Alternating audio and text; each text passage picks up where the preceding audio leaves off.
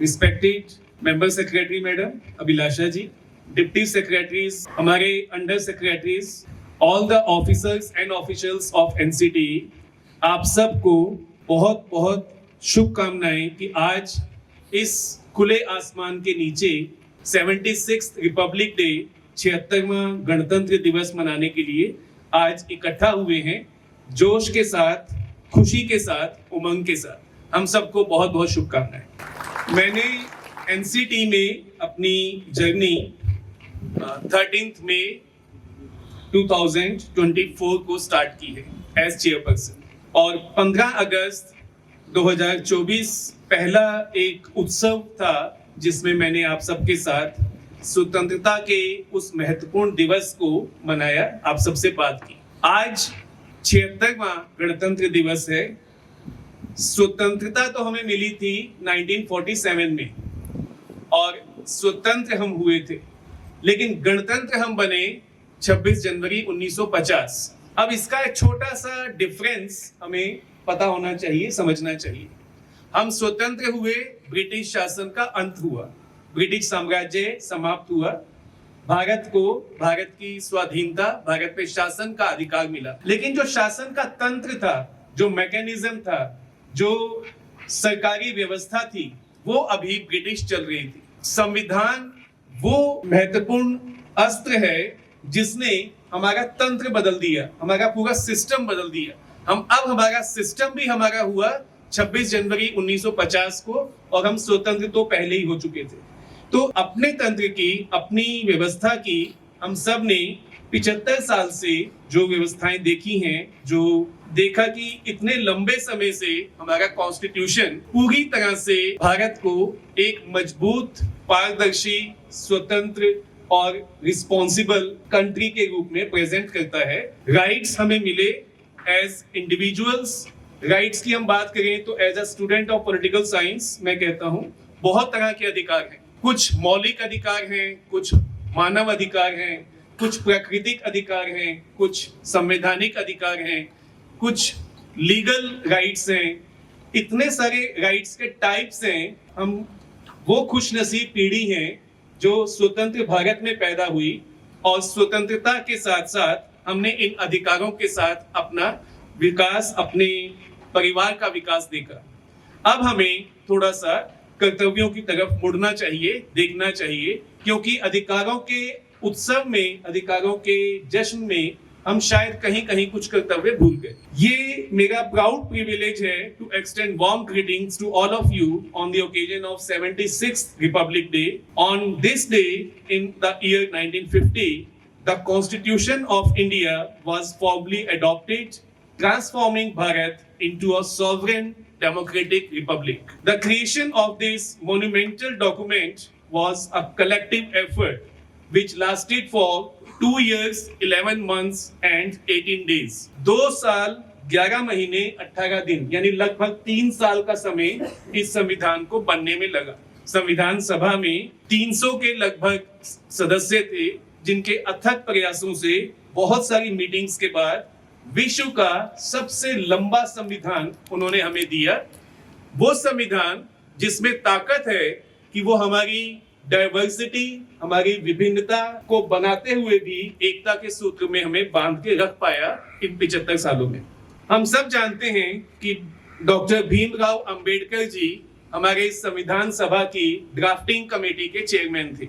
उन्होंने कहा कि संविधान केवल एक दस्तावेज नहीं है, यह जीवन का माध्यम है। यह संविधान उसी समय तक जीवित और गतिशील रहेगा जब तक हम उसे ऐसा बनाए रखना चाहते हैं।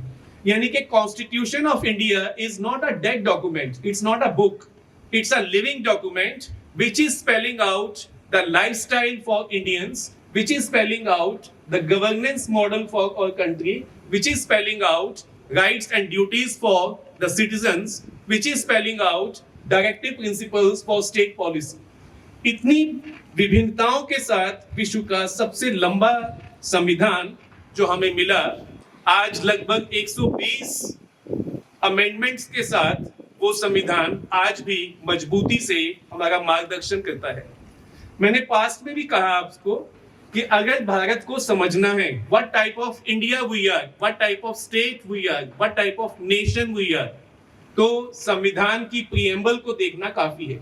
प्रीएम्बल जो शुरुआत में कहती है हम भारत के लोग, यानी कि इसकी स्टार्टिंग हम भारत के लोगों को पहचान देते हुए, उन्हीं पर केंद्रित होते हुए, उनकी सॉवरेंटी को स्पेस देते हुए, उनकी फ्रीडम को एक्नॉलेज करते हुए ये संविधान हमें पहचान देता है।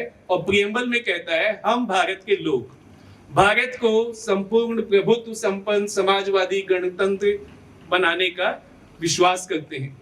और आगे हम चलते हैं तो वो वैल्यूज मेंशन करता है जिन वैल्यूज के साथ as a country, as a citizen, as a society हम आगे बढ़ना चाहते हैं। संविधान कहता है हम डेमोक्रेटिक हैं, रिपब्लिक हैं। रिपब्लिक क्योंकि अब हमारा हेड ऑफ द स्टेट, हमारे राष्ट्रपति हमारे अपने व्यक्ति हैं। राष्ट्र का अध्यक्ष जब निर्वाचित होता है तो वो गणतंत्र होता है। भारत के जो राष्ट्रपति हैं हम उन्हें first citizen of the nation कहते हैं। आप में से काफी लोगों को पता होगा, जिनको नहीं पता उनके लिए बताना चाहता हूं कि भारत में 27 तरह की नागरिकता संविधान हमें देता है। 27 टाइप्स ऑफ सिटीजनशिप।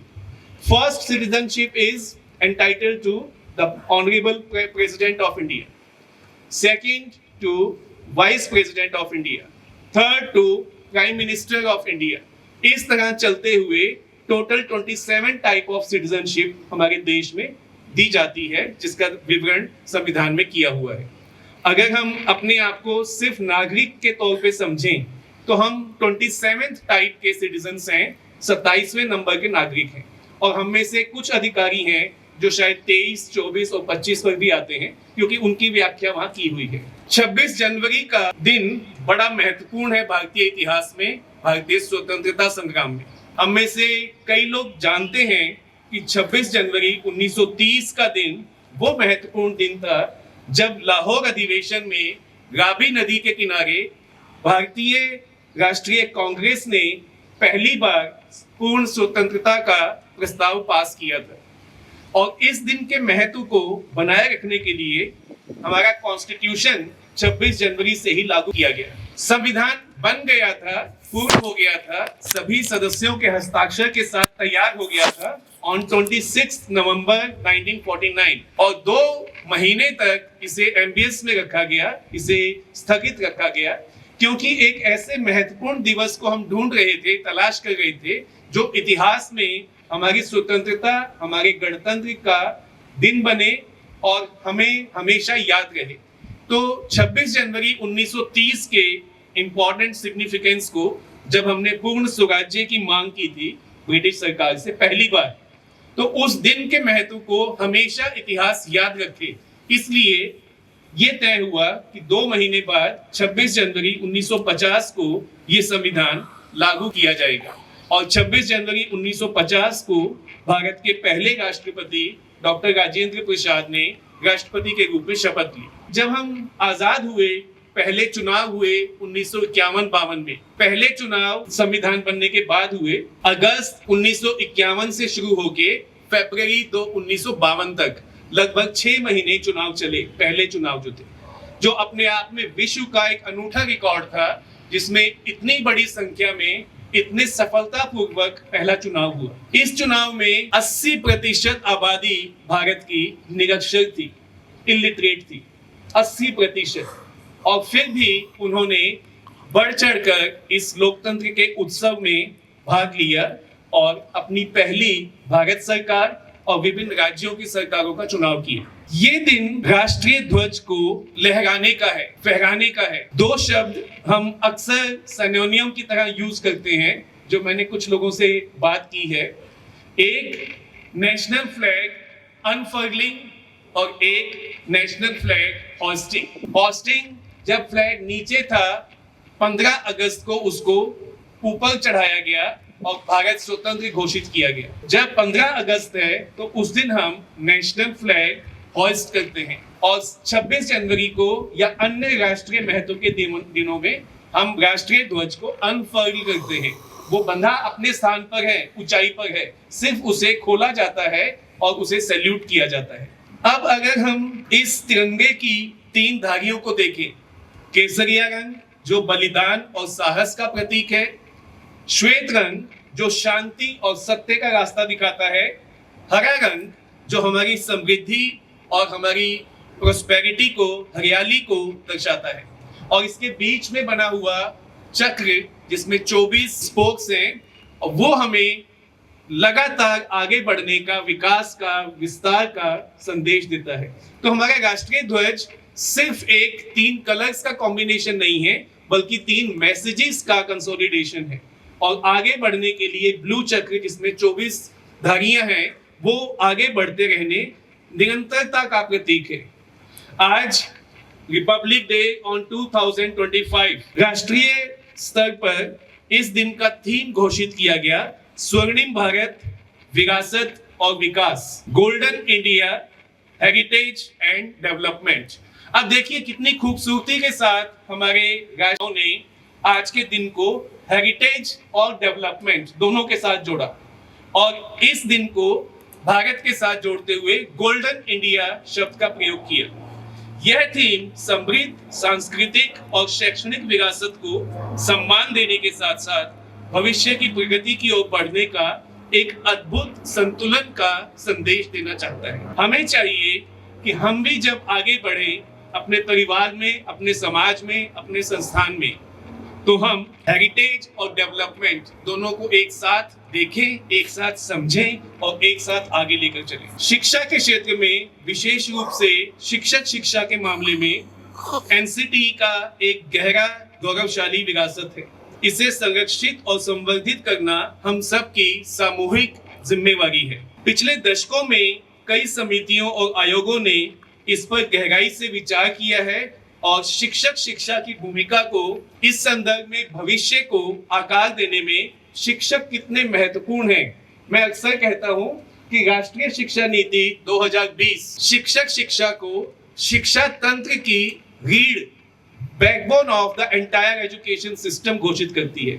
शिक्षक रिस्पॉन्सिबल होंगे, एनलाइटन होंगे, कमिटेड होंगे, एम्पावर्ड होंगे, तो कोई वजह नहीं है कि हमारे क्लासरूम सिर्फ कंटेंट डिलीवरी का रास्ता बनेंगे, बल्कि वो एक होलिस्टिक डेवलपमेंट, एक होलिस्टिक प्रोग्रेस का रास्ता खोलेंगे। यह थीम हमें प्रेरित करता है कि हम अपनी जड़ों से जुड़े रहें और आधुनिकता की प्रगति पर निरंतर आगे बढ़ें।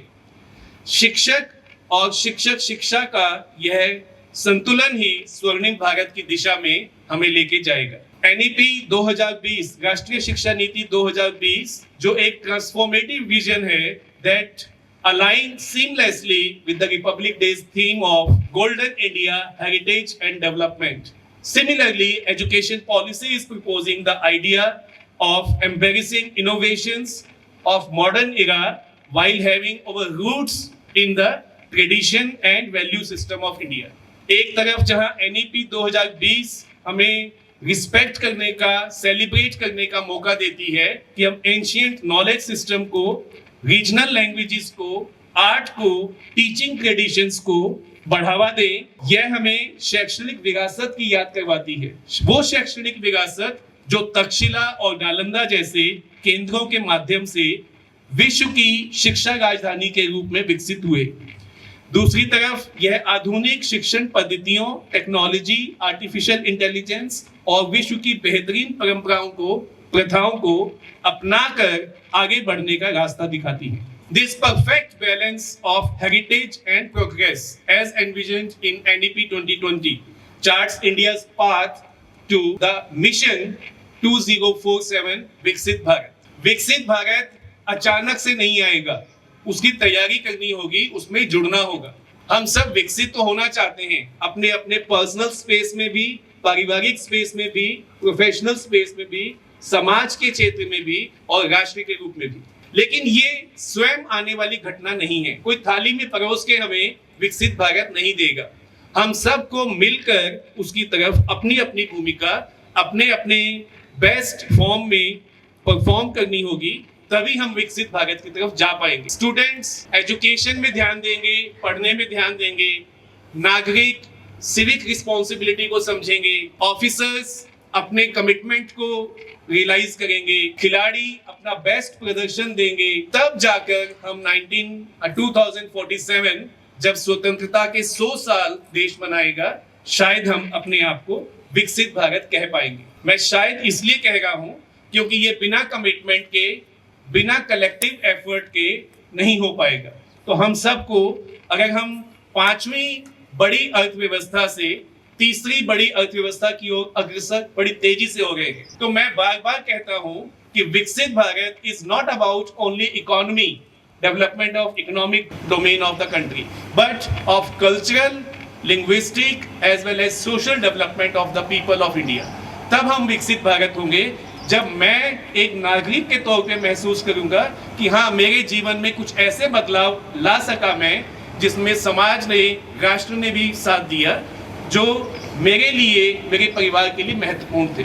मैं सुरक्षित हूँ, मैं आगे बढ़ रहा हूँ, मेरे पास रास्ता है टेक्नोलॉजी का, एम्प्लॉयमेंट का। जब ऐसा होगा, तब जब भारत का हर नागरिक अपने आप को विकसित महसूस करेगा, तब हम कलेक्टिवली एक विकसित देश बनेंगे। जैसे मैंने कहा कि परफेक्ट बैलेंस ऑफ हेरिटेज और प्रोग्रेस ये हमें चाहिए, तभी हम विकसित भारत बनेंगे। आज यहाँ खड़े होकर दोस्तों, I feel both pride with a purpose. NCT's role in shaping the field of teacher education has become even more significant. We are not merely preparing teachers for today's classroom, but we are developing educational leaders who will lead the nation for next 25 years. This vision of holistic development, cultural pride, and global citizenship align perfectly with the mission of nurturing teachers who will serve as architects of developed and vibrant India. Let us work together to ensure that NCT remains a beacon of excellence in teacher education, leading the way in creating a new generation of empowered educators for a developed nation. ये मेरी संस्था है. I am very proud to be given this responsibility to lead this institution for 4 years. और मैं ऐसा विश्वास करना चाहता हूँ कि मेरे सभी साथी भी NCT में जिस भी रूप में जुड़े हुए हैं, परमानेंट एम्प्लॉइज के तौर पे जुड़े हुए हैं, कॉन्ट्रेक्चुअल हायर्ड एजेंसी के थ्रू हैं, डेपुटेशन के थ्रू हैं, जिस भी रूप में जुड़े हुए हैं, हमें जुड़ने का, मिलने का एक अवसर मिला अगले 2, 3, 4 साल के लिए. We must give our best to this institution, जिसे NEP 2020 में कोट करते हुए शायद इतना सख्त शब्दों में यूज किया गया 5th चैप्टर में कि पढ़ा, ध्यान से देखा तो लगता है कि कुछ तो हमने ऐसा किया था कि नीति निर्माताओं को पॉलिसी डॉक्यूमेंट्स के अंदर हमारे बारे में इतना सख्त कहना पड़ा. ऐसा अचानक नहीं हुआ. पॉलिसी मेकर्स ने बाकी की किसी ऑटोनोमस बॉडी को, एकेडमिक बॉडी को इतने सख्त शब्दों में रिप्रेजेंट नहीं किया. अगर आप चाहें तो NEP में ढूंढिएगा 5th चैप्टर में वो वर्ड्स जो बहुत हार्श है हमारे लिए. ये मैं समझता हूं कि पॉलिसी मेकर्स ने हमें चुनौती दी है कि आप हमें मौका दीजिए कि हम इन वर्ड्स को रीडिफाइन करें आने वाले दिनों में. अगर आप नहीं मौका देंगे तो ये वर्ड्स अपनी पूरी मीनिंग के साथ, पूरे मैसेज के साथ पॉलिसी का हिस्सा बन चुके हैं जो पब्लिक डोमेन में है. मैं अपनी अप्रोच को जो मैं लेकर आया हूं इस संस्थान के लिए, आज मुझे लगभग 8 महीने का समय हो चुका है इस संस्थान से जुड़े हुए. मैं अपने काम करने की शैली को जो समझ पाया हूं वो है ATM अप्रोच.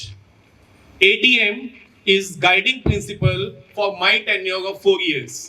आज के लिए नहीं, आने वाले 3.5 साल जो बाकी हैं उसके लिए. ATM में A का मीनिंग है अकाउंटेबिलिटी. मैंने पास्ट में भी कहा था कि मैं चाहता हूं हम individually and collectively. NCT is a public institution and it is accountable, answerable. T, transparency. मैं चाहता हूं हम इतने ट्रांसपेरेंट हों कि पॉलिसी मेकर्स अपने आप को रिविजिट करें और पब्लिक फोरम पे कहें कि जो लिखा गया था वो पास्ट था. अब प्रेजेंट को देखते हैं और फ्यूचर की आशाओं को देखते हैं तो NCT बदलाव के रास्ते पर है और ये शब्द शायद हम अगली बार इस्तेमाल ना करना चाहें। मैं ऐसा चाहता हूं। एटीएम में जो एम है दैट इज मॉनिटरिंग। मॉनिटरिंग के बिना काम नहीं होता। Monitoring mechanism which should have technology as the powerful tool. ATM के माध्यम से एक पब्लिक इंस्टीट्यूशन में NCT जो हर सिटीजन की तरफ, हर स्टूडेंट की तरफ, हर एस्पायरिंग टीचर की तरफ अकाउंटेबल है अपने करिकुलम की वजह से, अपने रेगुलेटरी प्रोविजंस की वजह से और अपने नॉर्म्स एंड स्टैंडर्ड्स की वजह से। अगर ऐसा नहीं होगा तो हम एज अ संस्था, as a institution, education policy के उन शब्दों को हटा नहीं पाएंगे। पारदर्शिता जब मैं कहता हूं तो मैं अपने टर्म में कम से कम ऐसी जिम्मेवारी के साथ कहना चाहता हूं आपको कि I believe in open door policy. मैं इसको बनाए रखना चाहता हूं। जो निर्णय लिए जाएंगे वो प्रोसेस के साथ होंगे, जो रैशनल और स्टेक होल्डर्स के लिए क्लियर और एक्सेसिबल होंगे। पारदर्शिता केवल भरोसा बढ़ाने का नहीं बल्कि हमारी मॉरल रिस्पॉन्सिबिलिटी का भी हिस्सा है। ये सिर्फ एक स्लोगन नहीं है, ये सिर्फ एक शब्द नहीं है, बल्कि इसमें एक moral responsibility of an individual, an educated citizen and A responsible officer of NCT जुड़ी हुई है। मॉनिटरिंग मैकेनिज्म, एनईपी ने कहा regulatory approach should be light but tight, यानी कि समझने में सरल लेकिन इंप्लीमेंटेशन में सख्त। इसी को ध्यान में रखते हुए आपसे साझा करते हुए मुझे खुशी है कि एनसीटी अपने रेगुलेशंस को रिवाइज करते हुए, रिव्यू करते हुए रेगुलेशन 2014 को एनईपी की लाइट में ट्रांसफॉर्म करते हुए वी हैव प्रपोज्ड रेगुलेशंस 2025, जिसका ड्राफ्ट पूरी तरह से हम तैयार कर चुके हैं। हमारी जीबी ने 11 जनवरी 2025 की अपनी मीटिंग में इन रेगुलेशंस को इन प्रिंसिपल अप्रूवल दे दी है। अब ये फाइनलाइजेशन के प्रोसेस में, पब्लिक लार्जर कंसल्टेशन के प्रोसेस में मिनिस्ट्री ऑफिशियल्स के साथ और फिर पब्लिक डोमेन में for large consultation with all stakeholders हम करना चाहते हैं, ताकि रेगुलेशंस 2025 एक ऐसा मील का पत्थर सिद्ध हो जो ना सिर्फ एनसीटी को पारदर्शी बनाए, मॉनिटरिंग मैकेनिज्म को सख्त बनाए, बल्कि रिजल्ट देने में देश को एक नए आयाम के साथ एक एग्जाम्पल सेट करे। टेक्नोलॉजी की बात जब मैं करता हूं तो technology based regulation, technology based monitoring mechanism की मैं बात करना चाहता हूं। और ये कलेक्टिव है, अकेले से नहीं होगा।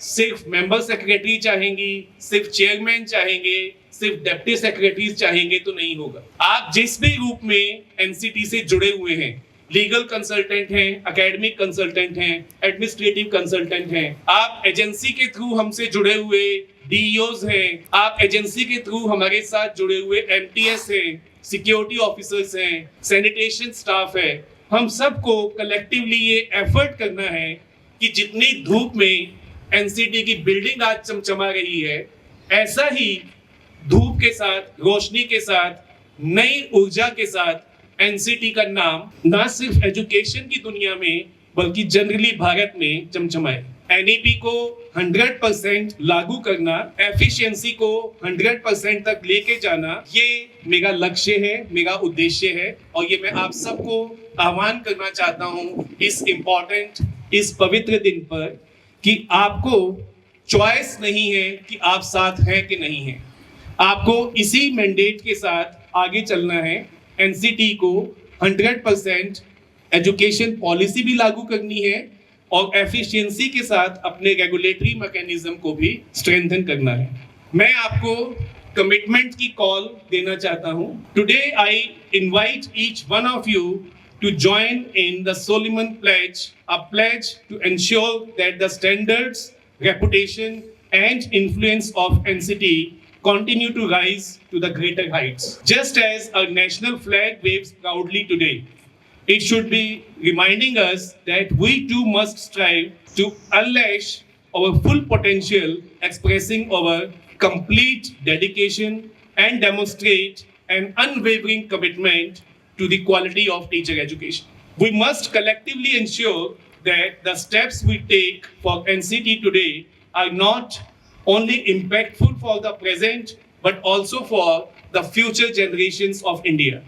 future generations of Bharat. It is our responsibility to create an environment where teachers do not just impart knowledge but also serve as beacons of inspiration, guidance, and leadership. Let us all make this pledge together that through our actions we will enhance NCT's excellence and elevate the field of education to newer heights. 2014 के regulations के साथ साथ जब हमने NCT ने 2025 के regulations बनाए हैं तो आप सबसे साझा करते हुए मुझे बड़ी खुशी है कि हम 9 टीचर एजुकेशन प्रोग्राम्स को भी रिव्यू करके रिवाइज करके सामने ला रहे हैं। 4 तरह का आईटैप, एक आईटैप जो हमने 2023 में स्टार्ट किया, 4 तरह का specialised ITEP yoga, ITEP physical education, ITEP art education, ITEP Sanskrit education. आपको मीडिया के माध्यम से, ऑफिस के माध्यम से पता लगता होगा। ये 4 आईटैप इस रेगुलेशन का हिस्सा है नॉर्म्स एंड स्टैंडर्ड्स के तौर पे। बीएड 2 साल का, 1 साल का तैयार है हमारी तरफ से, इस रेगुलेशन का हिस्सा बन चुका है। M Ed full time and part time policy के मैंडेट के हिसाब से हम तैयार कर चुके हैं और इस रेगुलेशंस का हिस्सा बन चुका है। तो हमने पिछले 8 महीने में, मैं ये नहीं कहेगा कि सारा काम मैंने किया है, नो, कमेटीज पहले से बनी हुई थी, काम कर रही थी, इंस्टीट्यूशंस के एफिलिएशन का प्रोसेस मार्च अप्रैल में शुरू हो चुका था। मैं सिर्फ उसमें जुड़कर मैं अपनी भूमिका अदा कर रहा हूं और ये 9 कार्यक्रमों के साथ रेगुलेशन को रिवाइज करके आगे लाना चाहता हूं और बड़ी जल्दी हम इसमें सक्सेसफुल होंगे जब पब्लिक डोमेन में पब्लिक कंसल्टेशन के साथ हम इन रेगुलेशंस को फाइनल करेंगे। टीचर्स के ऊपर मिडिल क्लास फैमिली के लिए की तरह सारी जिम्मेवारी डाल देना उचित नहीं है। He or she is not the sole owner and sole proprietor for all the value system in the society.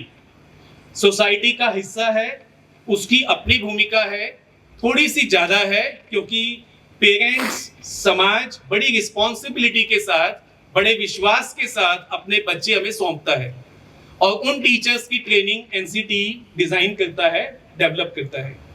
तो शिक्षक ना सिर्फ रिस्पॉन्सिबल हो, वैल्यू सिस्टम को समझें, बल्कि मैं कहना चाहता हूं शिक्षकों का सशक्तिकरण, एम्पावरिंग टीचर्स, उतना ही इंपॉर्टेंट है और शायद शैक्षिक सफलता की कुंजी है। हम अपने शिक्षकों से अपेक्षाएं रख सकते हैं, लेकिन साथ ही साथ उन अपेक्षाओं पे खरा उतरने के लिए उन्हें एम्पावर करना, उनका सशक्तिकरण करना भी उतना ही इंपॉर्टेंट है। अगर कोठारी कमीशन 1966 में कहता है that future of India is not being developed in industries and factories but in the classrooms, तो classroom developed India, future India का बुनियाद है, रास्ता है। उसी रास्ते में जो टीचर्स हम तैयार करना चाहते हैं, जवाबदेही के साथ, प्रोफेशनल सॉवरेंटी के साथ, निरंतर सीखने और विकास के अवसरों के साथ, टीचिंग में क्वालिटी को अपनी पहचान बनाने के साथ, नवाचार के लिए संसाधनों के समर्थन के साथ हम टीचर्स को एम्पावर करना चाहते हैं। और यही मैसेज, यही निवेदन मैं सभी कमेटीज को करता हूं जब वो करिकुलम बनाती हैं अलग अलग डोमेन में, कि आप टीचर्स पर उन्हें एम्पावर करने का रास्ता भी इसी प्रोग्राम में दिखाइए। यही है जो हमारे टीचर्स हैं, ऐसे लीडर्स हैं जो ट्रांसफॉर्म करेंगे आने वाली जनरेशन को। जो आज का विजन है, जिसे मैं एक कैप्सूल के तौर पे कैप्चर करूं, तो वो है सशक्त शिक्षक, सशक्त राष्ट्र। मैं ये पंच लाइन आप सबके साथ रिपीट करना चाहता हूं। हम एनसीटी चाहता है empower teachers to have empowered nation. Empowered teachers होंगे तो आने वाली पीढ़ियों का विकास होगा, और आने वाली पीढ़ियों का विकास होगा तो एम्पावर्ड नेशन हम बनेंगे। इसी गोल को कोठारी कमीशन ने कहा भारत का भविष्य क्लासरूम में हो रहा है, जो जिसकी मैंने अभी चर्चा की। दोस्तों, जब एक टीचर हाफ प्रिपेयर्ड होके क्लासरूम में जाता है, जैसा हम लोग बात करते हैं एब्सेंटी बीएड चलती है, स्टूडेंट्स आना नहीं चाहते, क्लासरूम में आते नहीं हैं, तो जितने रिस्पॉन्सिबल वो टीचर एजुकेशन इंस्टीट्यूशंस हैं, उतना ही रिस्पॉन्सिबल उनका रेगुलेटरी मैकेनिज्म है। हम क्यों नहीं पकड़ पाए उन्हें, हम क्यों नहीं बंद करवा पाए उन्हें, हम क्यों नहीं उनके साथ सख्ती से पेश आ पाए, कि आप मेरे बच्चों के, मेरे आने वाली पीढ़ियों के लिए जो टीचर तैयार करना चाहते हो वो एब्सेंटी मॉडल के साथ करना चाहते हो। आप हाफ प्रिपेयर टीचर करके मेरी आने वाली नस्लों को बर्बाद करना चाहते हो। क्लासरूम में जब ऐसा टीचर जाता है तो ये सिर्फ एक प्रोफेशनल फेलियर नहीं है, एक बिट्रेयल ऑफ द ट्रस्ट है जो सोसाइटी ने उस टीचर पे किया था जो हाफ प्रिपेयर्ड है, और उसमें हम भागीदार ना बने, ये मेरी अपेक्षा है। आप सबसे मेरा निवेदन है, हम सिर्फ पैशनेट टीचर्स, स्किल्ड टीचर नहीं, बल्कि empathetic teachers who are inspiring others magic create करें अपने क्लासरूम में, नए भारत के आर्किटेक्ट बने। एक स्टूडेंट एक समय पर एक क्लासरूम में, एक स्कूल में, उस पर ध्यान दें ताकि हम एनसीटी के फ्लैगशिप प्रोग्राम्स जो आने वाले दिनों में 9 प्रोग्राम हमें दिखाई देंगे जो राष्ट्र को समर्पित करने एनसीटी जा रहा है। हम सिर्फ एक नेशनल बॉडी नहीं है, हम एक नेशन के लिए टीचर तैयार करने वाली बॉडी है, और वो टीचर जो हम सबके परिवारों का, हम सबके जीवन का हिस्सा है। अभी हमने एकेडमिक डिवीजन में आईटेप के बारे में जागरूकता लाने के लिए एक एकेडमिक ओरिएंटेशन प्रोग्राम स्कूल्स में जाके शुरू किया। ये एक पहल है जो एनसीटी ने शुरू की। इसमें एकेडमिक डिवीजन के सभी लोग अपनी अपनी भूमिका बहुत अच्छे से निभा रहे हैं। मैं इन्हें बहुत बहुत बधाई देना चाहता हूं। अगर पॉलिसी कहती है कि ITEP is going to be premier programme of teacher education by the year 2030, तो हमारी रिस्पॉन्सिबिलिटी है कि हम इस प्रोग्राम को उन बच्चों तक पहुंचाएं, उन बच्चों को इसके बारे में बताएं, उन्हें अवेयर करें कि वो 12th के बाद एडमिशन ले सकें। और हमने इस सीरीज में 2 स्कूल्स में लगभग 500 बच्चों के साथ बात की है, और एनसीटी में टेक्नोलॉजी बेस्ड एक एनईपी सेल, एक टीचर एजुकेशन प्रोग्राम सेल हम बनाना चाहते हैं जो इस तरह के मूवमेंट को, इस तरह के हमारे प्रयासों को नई दिशा देगा। एनसीटी ब्यूरोक्रेटिक है, लाइट है, और इसके स्टैंडर्ड्स टाइट होने चाहिए। एक्सेसिबल होना चाहते हैं लेकिन अथॉरिटेटिव होना हमारी बाध्यता है। स्ट्रिक्ट होना पड़ेगा क्योंकि हम सपोर्टिव रहना चाहते हैं। ट्रेडिशनल वैल्यूज को प्रिजर्व करते हुए हमें अपनी अप्रोच में मॉडर्न आउटलुक लाना पड़ेगा। मैं एक छोटी सी कहानी के साथ आज के अपने वक्तव्य को समाप्त करना चाहता हूँ। ये कहानी है एक ऐसे छोटे से बेबी एलिफेंट की, छोटे से हाथी की, जो जन्म से ही लगातार चेन के साथ एक मजबूत पिलर के साथ बांध दिया गया। हाथी इस चेन को, इस पिलर को फ्री होने की कोशिश करते करते बड़ा हो गया। धीरे धीरे जब उसको एहसास हुआ कि वो इस चेन को नहीं तोड़ पा रहा, तो उसने गिव अप कर दिया, हौसला छोड़ दिया, और मान लिया कि ये उसकी नियति है कि उसे इस चेन के साथ, इस पिलर के साथ बंधे रहना है। जब वो बड़ा हुआ तो ज्यादा ताकत वाले हो गया, लेकिन तब तक मानसिक रूप से वो ये मान चुका था कि उसकी नियति है कि वो इस पिलर के साथ बंधा रहेगा। अब ये जो चेन थी, जो फिजिकल पिलर था, वो उसे तोड़ सकता था, लेकिन उसका मेंटल ब्लॉक बन चुका था कि वो इसे नहीं तोड़ पाएगा, तो उसने प्रयास करने बंद कर दिए। इस हाथी की तरह हम सब कभी कभी self imposed boundaries, self imposed mental locks के साथ ऑपरेट करना स्टार्ट कर देते हैं, जिसे मैं एक लेगेसी माइंडसेट कह रहा हूं। ये लेगेसी माइंडसेट हमारी ताकत, हमारी क्षमता को अंडरमाइन करता है। हमें अपनी क्षमता को पहचानना है, और हम उस बड़े हाथी की तरह हैं जो जब चाहे इस लेगेसी माइंडसेट, जो मेंटल ब्लॉक बन चुका है कि मैं ये नहीं कर पाऊंगा, ये तोड़ना पड़ेगा, तभी हम आगे बढ़ेंगे। मैं आज के दिन हमारे honourable prime minister Shri Narendra Modi ji का एक कोट आपके साथ करना चाहता हूं, जिन्होंने हमें दिखाया कि कैसे एजुकेशन पॉलिसी कॉलोनियल माइंडसेट से independent mindset, cultural deep rooted state के तौर पे हमें डेवलप करना चाहते हैं। इंडिया इज ओनली स्टेट जिसका फ्लेवर सिर्फ सोशल और पॉलिटिकल नहीं है, बल्कि कल्चरल और लिंग्विस्टिक भी है। हम एक भाषाई विविधता वाले, सांस्कृतिक विविधता वाले देश हैं। आज हमें एक प्लेज लेना चाहिए, हम सबको एक वचन देना चाहिए अपने आप से। मैं नहीं मांग रहा आपसे वचन, आप अपने आप को टटोलिए, अपने आप को ढूंढिए, अपने आप से पूछिए कि हम ऐसे टायरलेस काम करेंगे जिससे इंडिया के सभी क्लासरूम में खड़े हुए टीचर्स ना सिर्फ आने वाली जनरेशन को इंस्पायर करें बल्कि उनकी लाइफ को ट्रांसफॉर्म कर सकें। हर बच्चा बेस्ट तरीके से पढ़ने और सीखने का हकदार है। ये हक उसे शिक्षा नीति ने दिया है। हम अपनी हेजिटेशन को छोड़कर उस छोटे हाथी की तरह मेंटल चेन्स को तोड़कर रिव्यू करें अपने विगर को, अपने कॉन्फिडेंस को और आगे बढ़ें। ह्यूमन रिसोर्सेज को हम एक्नॉलेज करें जो एनसीटी के कॉरिडोर में मैं देखता हूं। हम सब उम्र के हर तरह के लोग हैं यहाँ पे, एक संस्था है, हम सब जुड़े हुए हैं।